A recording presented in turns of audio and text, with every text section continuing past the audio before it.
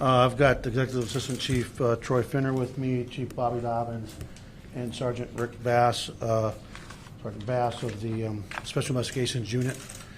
Special Investigations Unit that actually has been involved in this investigation since its onset.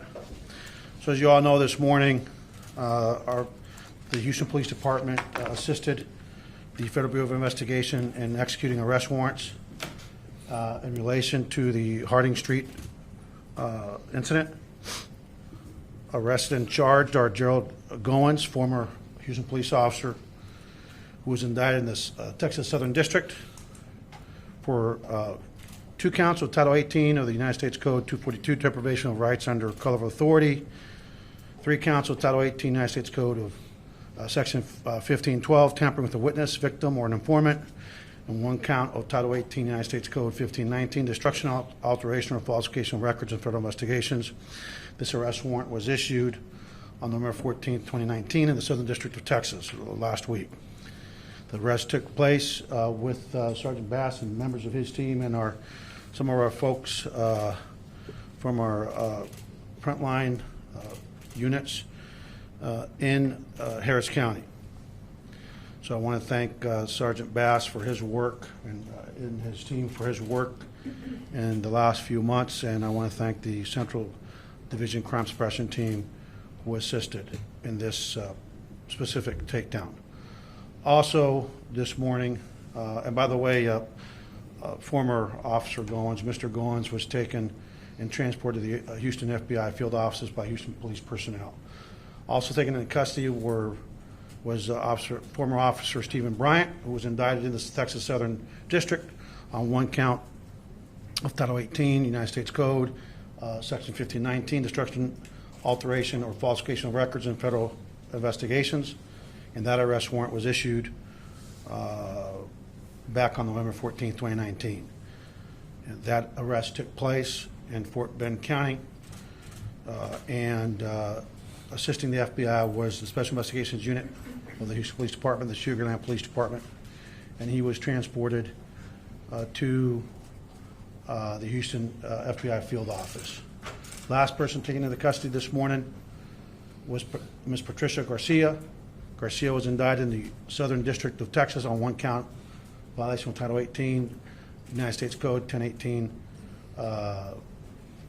Section 1018, false information and hoaxes. The location of that arrest was at 7812 Harding Street, and you all know where that's at. And that was a neighbor across the street.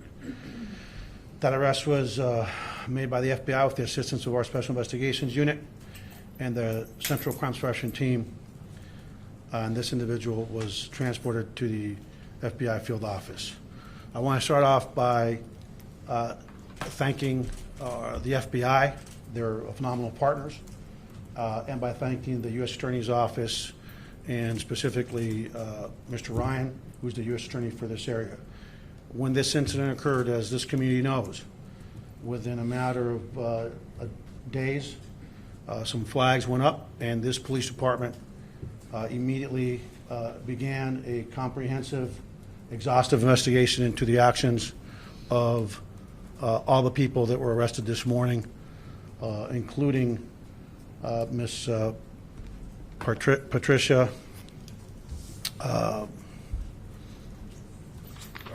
Garcia, who was, as I've told this community before, we had reasons to initiate an investigation, and I think the fact that he was arrested today speaks as to the beginning of that investigation.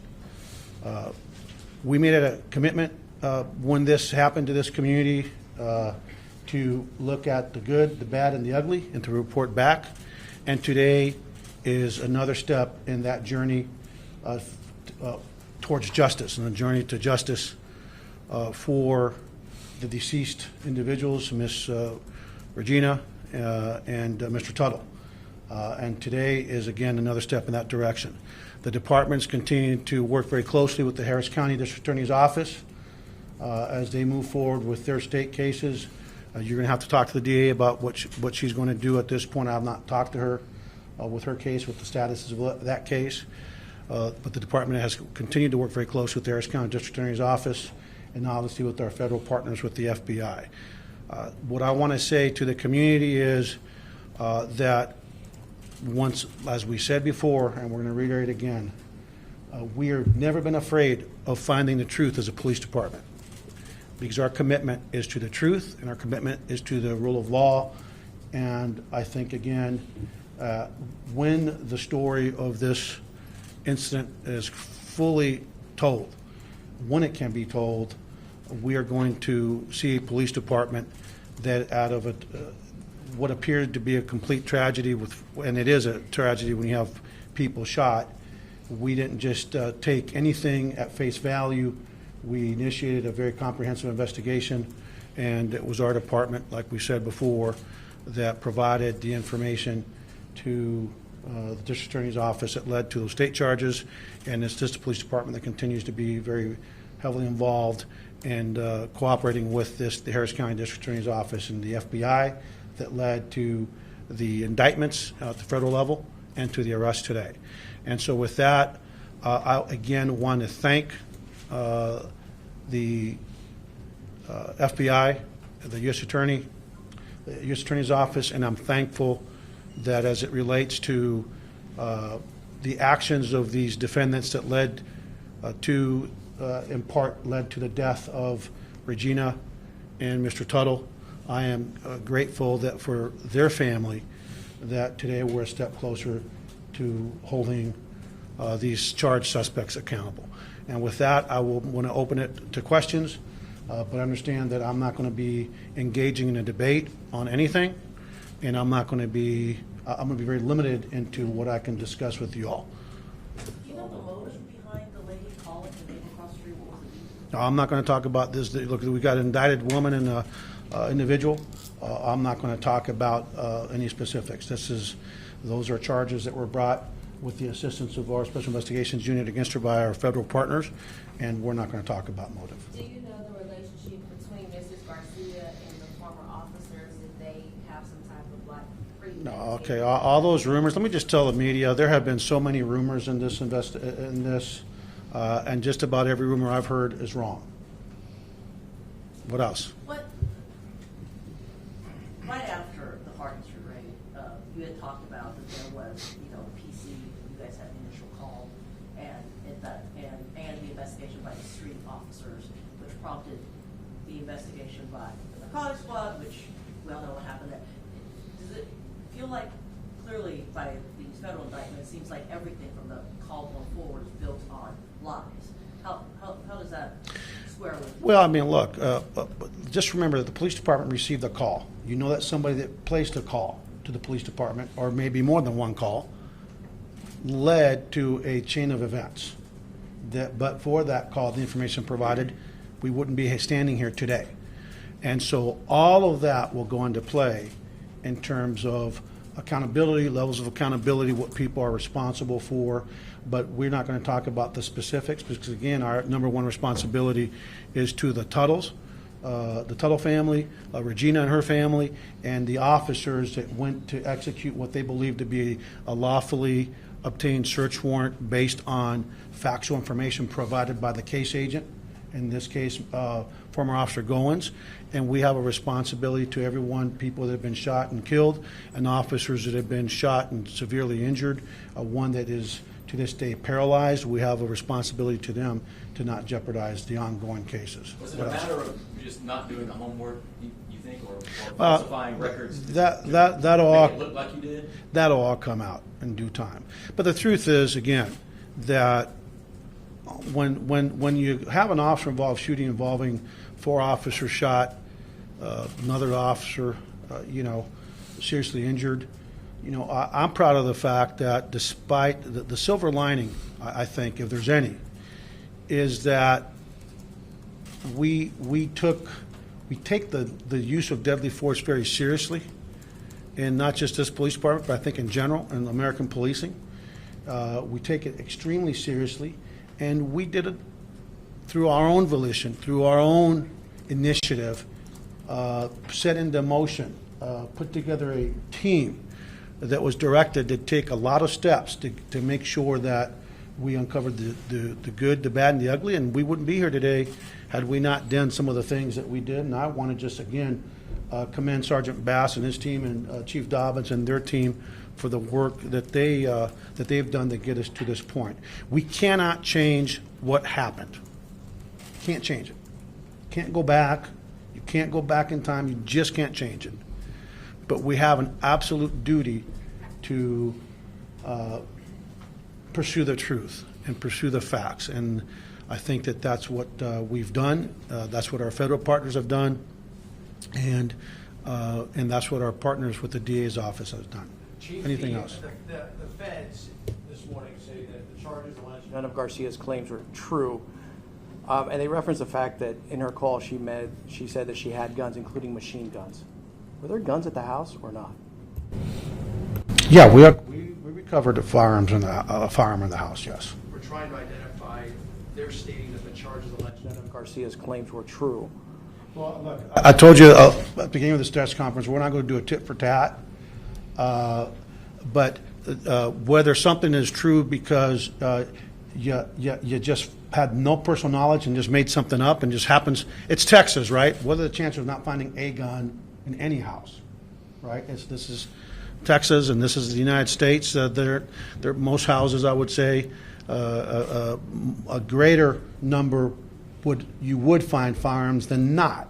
And so I'm not going to get into the specifics, but we'll just have to wait. You guys will just have to monitor these cases as they go forward, and then as they go forward, you'll be able to get more details. So just to be clear, you're not able to tell me if Mrs. Garcia had a relationship with the former officer? I don't know of any. I have no knowledge of that. Chief, you've talked a lot about all of the investigations that have come out of your department's investigation into this, the review of the narcotics division and all of that. And then you say, well, when this all comes out. So when do you anticipate that actually happening? Well, I mean, this is going to come out in either when documents are released by the pleadings, you'll be able to see some of the facts. And obviously, if it goes to a trial, and I've already seen some reports that, from the defense attorney, you wouldn't expect anything else. Kind of like a plaintiff's attorney, they're going to say whatever's most beneficial, that they've committed no crimes. Well, then I would assume that means that we're probably going to end up in a jury trial. I don't know. That's not my question. My question is, you said we want to see the good, the bad, and the ugly. You're going to. I will finish. When are you going to release your findings? Well, our focus right now is on criminal cases, first and foremost, and that's what we're going to focus. When we get through these criminal cases, we will release everything else that we need, that we're at that time. And let me just tell you guys, we've had a loss of life. Two lives were taken. 4 officers shot. One who's actually charged in this case. Another officer's paralyzed. Our responsibility, first and foremost, is to the criminal case, and that's what we're going to focus on. Yes, go ahead. You concrete with the stance back in February and in August when you indicated that I stand by what I said, we had probable cause. Considering what happened today, do you still stand by that statement? I stand by what I said, that we had a reason to be in that house. And just remember what we said, that we had a reason to be in that house and probable cause or suspicion to be in that house. There's a reason we were there, and that will all come out in due time, all the specifics. Chief, you talk about you can't go back in time, you can't change what happened, but how do you reassure the public that something like this isn't going to happen again? You talk about that this information will be eventually released, but it's going to be released sort of piecemeal, but how do you reassure the public as a whole that this is not going to happen, and an officer is not going to take advantage of the system? Well, look at police officers have been engaged in misconduct since the advent of time. Human beings have been sinning since the days of Adam and Eve, right? I mean, we're imperfect beings. I can't guarantee that nothing will ever happen again. And any chief that tells you they have a system where they're going to guarantee that nothing will ever happen, what I can guarantee is that, number one, we will continue to be vigilant in our processes and our systems and our audits that we have, in our policies and procedures. What I can tell you is that we will always ask the tough questions when we take a live. What I can tell you is that the chances of this being systemic are not going to happen because of the processes and the systems that we have in time. But at the end of the day, there is an element of trust when you have employees. There's an element of trust that no matter what systems or processes are in place, there is no such thing as a 100% fail-proof process. There isn't. And if you, at the New York Times or KPRC or anyone has a 100% guarantee process of perfection, of not letting anything go wrong, please let me know. We know that there can be an 100% protection, but there can be steps taken to prevent this from happening.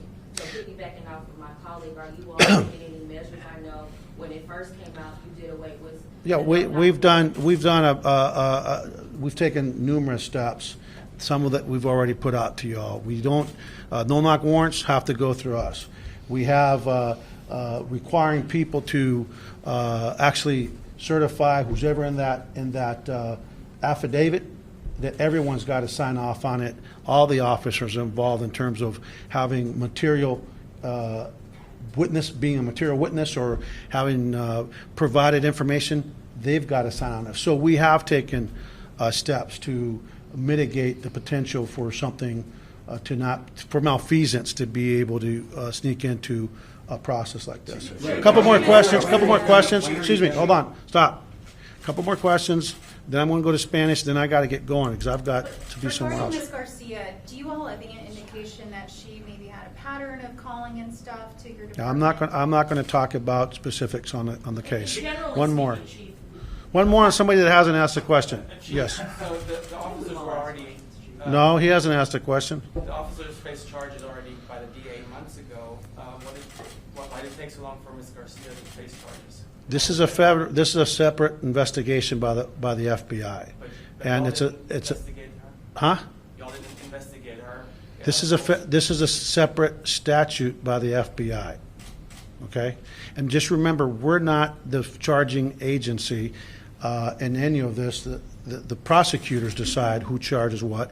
And secondly, remember that we've been going through a grand jury process at the federal level for weeks, if not months. So a lot goes into decisions in terms of prosecution. Some of it can be related, and I'm not telling you what is or isn't because I'm not going to speak to specifics.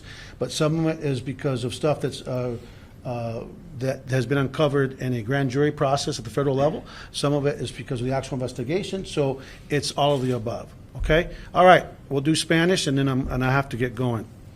Chief, ¿qué es lo que tiene que decir sobre este caso, sobre el anuncio que hicieron los federales sobre la investigación civil en contra de estos ahora es oficiales? Bueno, esta mañana elementos del Departamento de Policía de Houston asistieron al FBI haciendo los arrestos de estos sospechosos que ahora tienen cargas serias el nivel federal.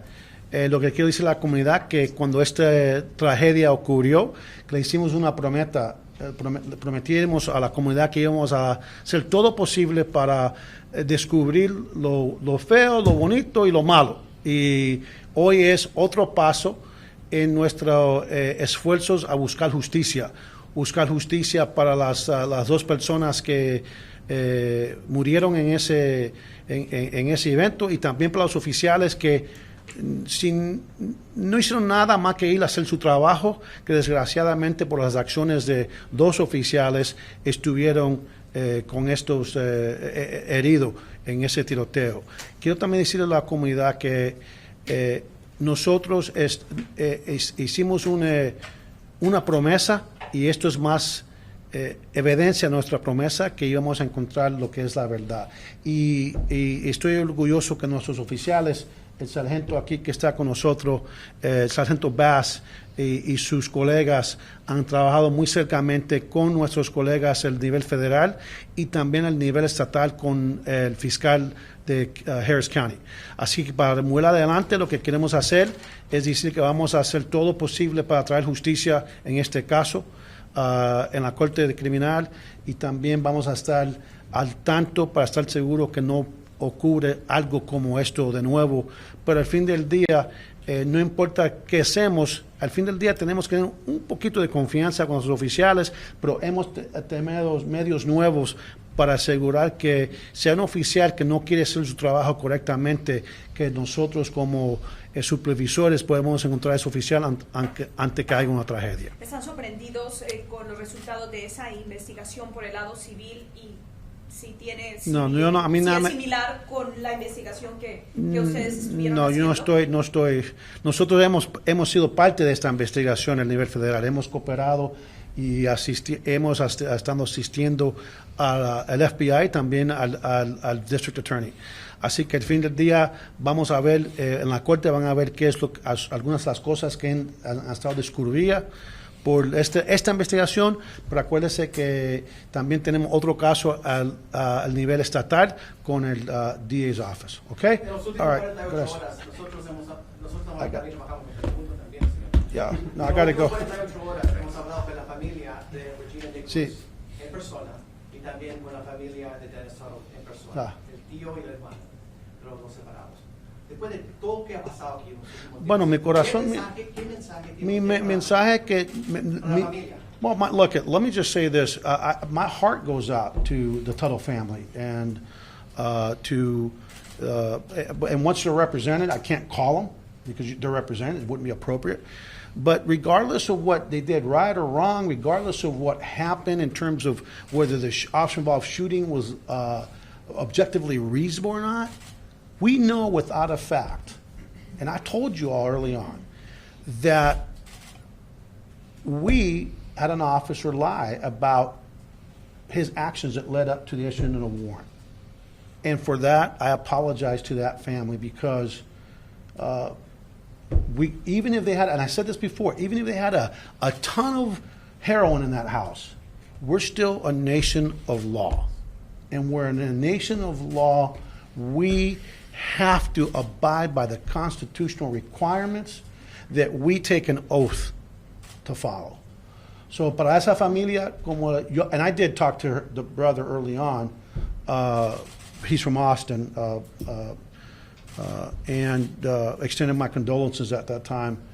This is way early on before, they got representation.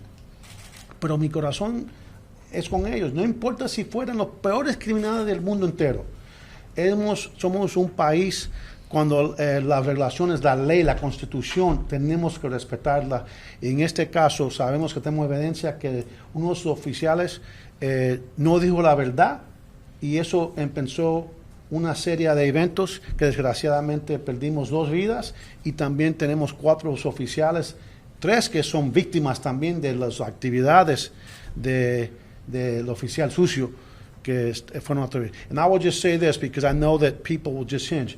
The officers that showed up to execute what they believe was a lawfully executed search warrant are victims just like the family of Regina and Mr. Tuttle. But should the shift folks at initial No, we're done. January 8th call, they have done something more? We're done very much. Thank you very much. Get it into Thank you. investigation?